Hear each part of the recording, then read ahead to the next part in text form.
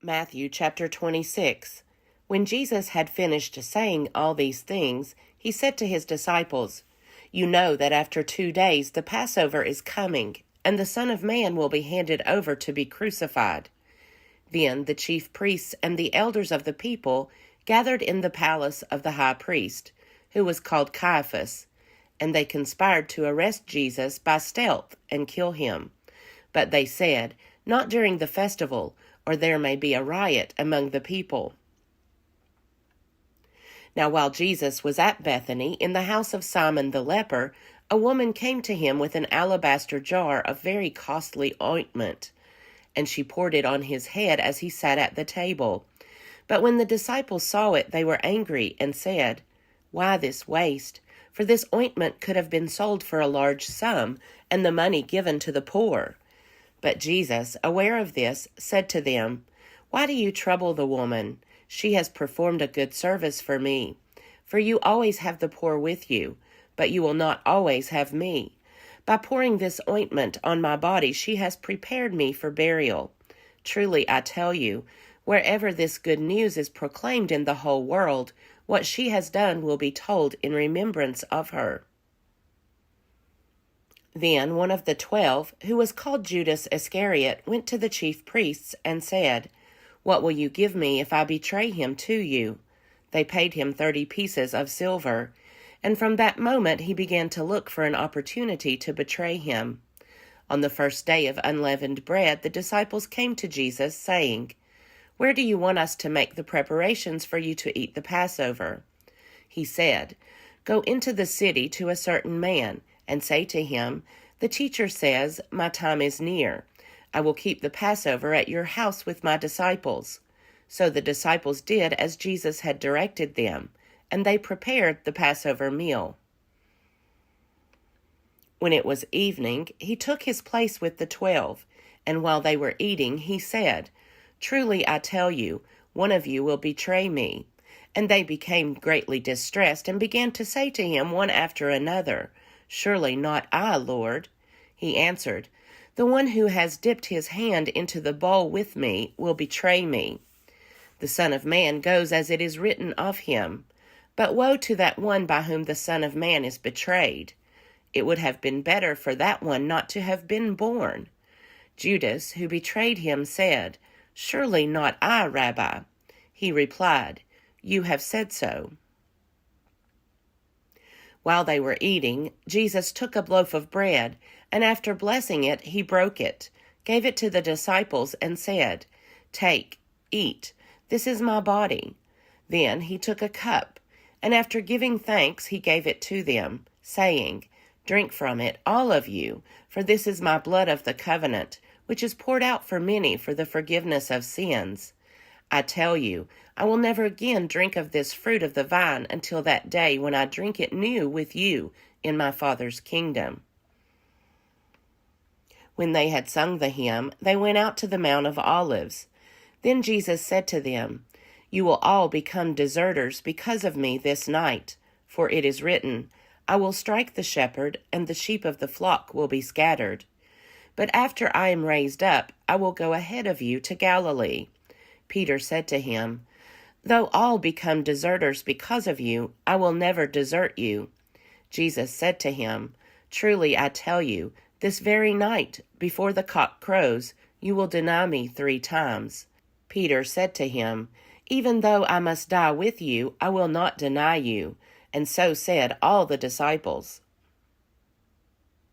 Then Jesus went with them to a place called Gethsemane, and he said to his disciples, "Sit here while I go over there and pray." He took with him Peter and the 2 sons of Zebedee, and began to be grieved and agitated. Then he said to them, "I am deeply grieved, even to death. Remain here and stay awake with me." And going a little farther, he threw himself on the ground and prayed, "My Father, if it is possible, let this cup pass from me. Yet not what I want, but what you want." Then he came to the disciples and found them sleeping, and he said to Peter, "So could you not stay awake with me 1 hour? Stay awake and pray that you may not come into the time of trial. The spirit indeed is willing, but the flesh is weak." Again he went away for the second time and prayed, "My Father, if this cannot pass unless I drink it, your will be done." Again he came and found them sleeping, for their eyes were heavy. So leaving them again, he went away and prayed for the third time, saying the same words. Then he came to the disciples and said to them, "Are you still sleeping and taking your rest? See, the hour is at hand, and the Son of Man is betrayed into the hands of sinners. Get up, let us be going. See, my betrayer is at hand." While he was still speaking, Judas, one of the 12, arrived. With him was a large crowd with swords and clubs, from the chief priests and the elders of the people. Now the betrayer had given them a sign, saying, "The one I will kiss is the man. Arrest him." At once he came up to Jesus and said, "Greetings, Rabbi," and kissed him. Jesus said to him, "Friend, do what you are here to do." Then they came and laid hands on Jesus and arrested him. Suddenly one of those with Jesus put his hand on his sword, drew it, and struck the slave of the high priest, cutting off his ear. Then Jesus said to him, "Put your sword back into its place, for all who take the sword will perish by the sword. Do you think that I cannot appeal to my Father, and he will at once send me more than 12 legions of angels? But how then would the Scriptures be fulfilled, which say it must happen in this way?" At that hour Jesus said to the crowds, "Have you come out with swords and clubs to arrest me as though I were a bandit? Day after day I sat in the temple teaching, and you did not arrest me. But all this has taken place, so that the scriptures of the prophets may be fulfilled."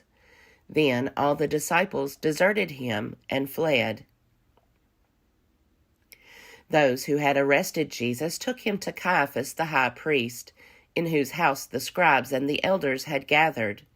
But Peter was following him at a distance, as far as the courtyard of the high priest, and going inside, he sat with the guards in order to see how this would end.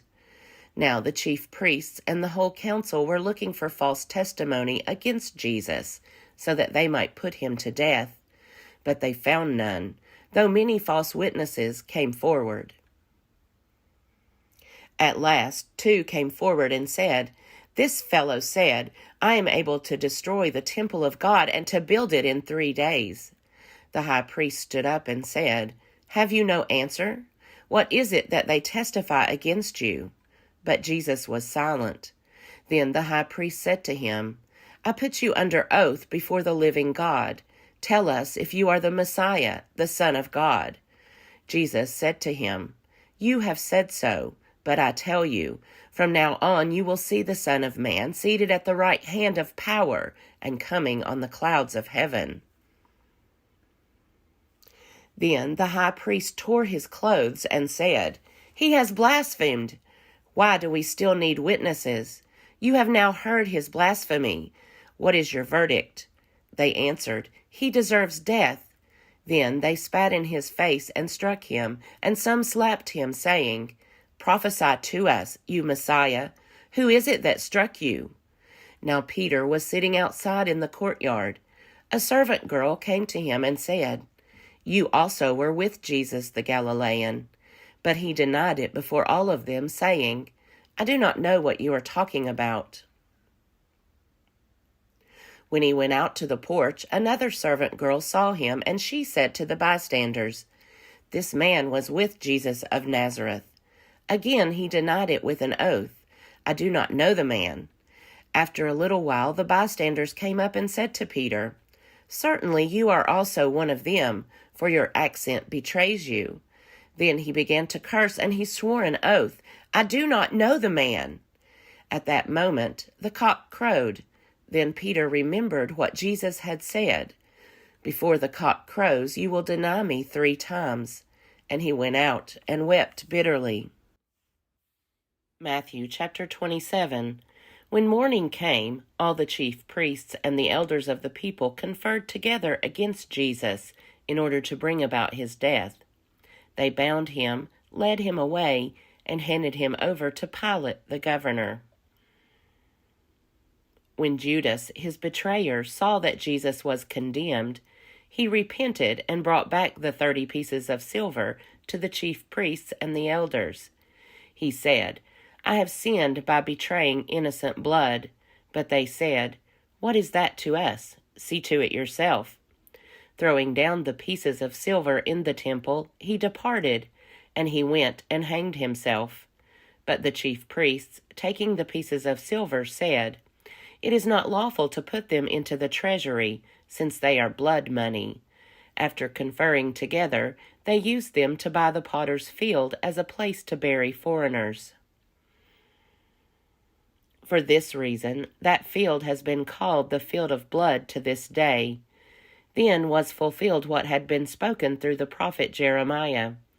And they took the 30 pieces of silver, the price of the one on whom a price had been set, on whom some of the people of Israel had set a price, and they gave them for the potter's field, as the Lord commanded me. Now Jesus stood before the governor, and the governor asked him, "Are you the king of the Jews?" Jesus said, "You say so." But when he was accused by the chief priests and elders, he did not answer. Then Pilate said to him, "Do you not hear how many accusations they make against you?" But he gave him no answer, not even to a single charge, so that the governor was greatly amazed. Now at the festival, the governor was accustomed to release a prisoner for the crowd, anyone whom they wanted. At that time, they had a notorious prisoner called Jesus Barabbas. So after they had gathered, Pilate said to them, "Whom do you want me to release for you, Jesus Barabbas, or Jesus who is called the Messiah?" For he realized that it was out of jealousy that they had handed him over. While he was sitting on the judgment seat, his wife sent word to him, "Have nothing to do with that innocent man, for today I have suffered a great deal because of a dream about him." Now the chief priests and the elders persuaded the crowds to ask for Barabbas and to have Jesus killed. The governor again said to them, "Which of the two do you want me to release for you?" And they said, "Barabbas." Pilate said to them, "Then what should I do with Jesus, who is called the Messiah?" All of them said, "Let him be crucified." Then he asked, "Why? What evil has he done?" But they shouted all the more, "Let him be crucified." So when Pilate saw that he could do nothing, but rather that a riot was beginning, he took some water and washed his hands before the crowd, saying, "I am innocent of this man's blood. See to it yourselves." Then the people as a whole answered, "His blood be on us and on our children." So he released Barabbas for them, and after flogging Jesus, he handed him over to be crucified. Then the soldiers of the governor took Jesus into the governor's headquarters, and they gathered the whole cohort around him. They stripped him and put a scarlet robe on him, and after twisting some thorns into a crown, they put it on his head. They put a reed in his right hand and knelt before him and mocked him, saying, "Hail, King of the Jews!" They spat on him and took the reed and struck him on the head. After mocking him, they stripped him of the robe and put his own clothes on him. Then they led him away to crucify him. As they went out, they came upon a man from Cyrene named Simon. They compelled this man to carry his cross, and when they came to a place called Golgotha, which means place of a skull, they offered him wine to drink, mixed with gall, but when he tasted it, he would not drink it. And when they had crucified him, they divided his clothes among themselves by casting lots. Then they sat down there and kept watch over him. Over his head they put the charge against him, which read, "This is Jesus, the King of the Jews." Then 2 bandits were crucified with him, one on his right and one on his left. Those who passed by derided him, shaking their heads and saying, "You who would destroy the temple and build it in 3 days, save yourself. If you are the Son of God, come down from the cross." In the same way, the chief priests also, along with the scribes and elders, were mocking him, saying, "He saved others. He cannot save himself. He is the King of Israel. Let him come down from the cross now, and we will believe in him. He trusts in God. Let God deliver him now, if he wants to, for he said, 'I am God's son.'" The bandits who were crucified with him also taunted him in the same way. From noon on, darkness came over the whole land until 3 in the afternoon. And about 3 o'clock, Jesus cried with a loud voice, "Eli, Eli, lema sabachthani," that is, my God, why have you forsaken me?" When some of the bystanders heard it, they said, "This man is calling for Elijah." At once one of them ran and got a sponge, filled it with sour wine, put it on a stick, and gave it to him to drink. But the others said, "Wait, let us see whether Elijah will come to save him." Then Jesus cried again with a loud voice and breathed his last. At that moment, the curtain of the temple was torn in two, from top to bottom. The earth shook, and the rocks were split. The tombs also were opened, and many bodies of the saints who had fallen asleep were raised. After his resurrection, they came out of the tombs and entered the holy city and appeared to many.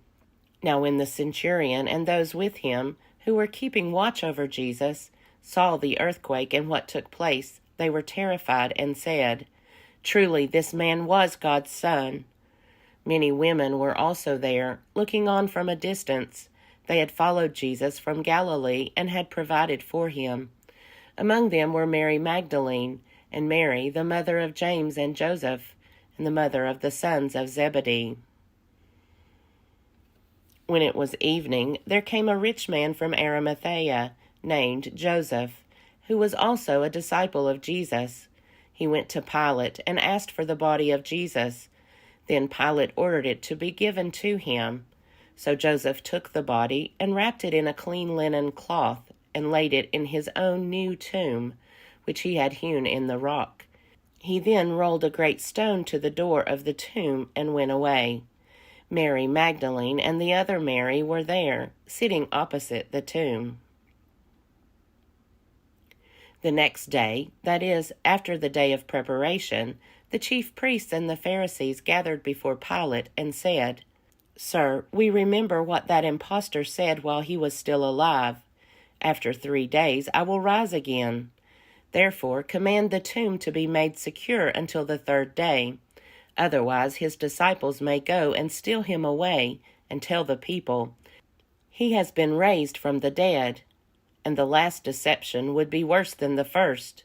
Pilate said to them, "You have a guard of soldiers. Go, make it as secure as you can." So they went with the guard and made the tomb secure by sealing the stone.